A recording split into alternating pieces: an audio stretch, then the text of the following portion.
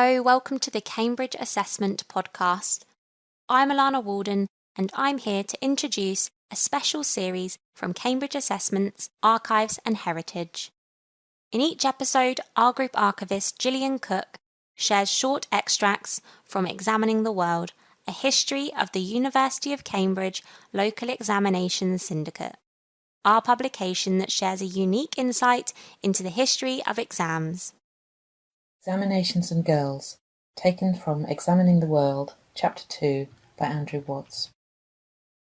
For the first 5 years, the Cambridge examinations were open only to boys, but a decision was taken in 1863 that girls could unofficially sit the examinations that December.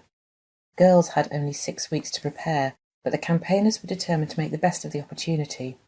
83 girls took the examinations in the North London Collegiate School run by Miss Frances Buss, who was a campaigner for women's education for most of the second half of the 19th century. The second step was a memorial in 1864 to the Cambridge Vice-Chancellor that girls should be able to enter the Cambridge locals officially. It contained nearly 1,000 signatures. A positive report was published in February 1865, and, though the proposal was seriously opposed at the University's Council of the Senate, entry for girls on the same basis as boys was agreed for a 3-year period.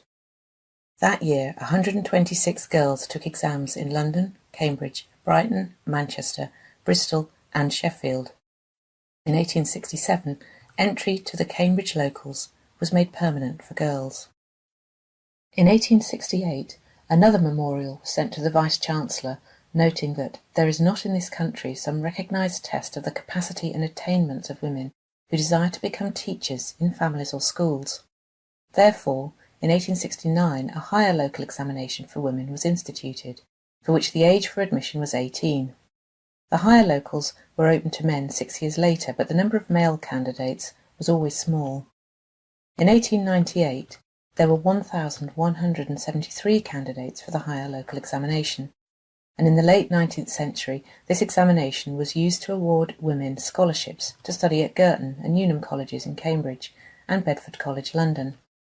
The Syndicate also became formally responsible for the arrangements by which Newnham and Girton students, although they were still unable to be members of the university, were allowed to take the university degree examinations.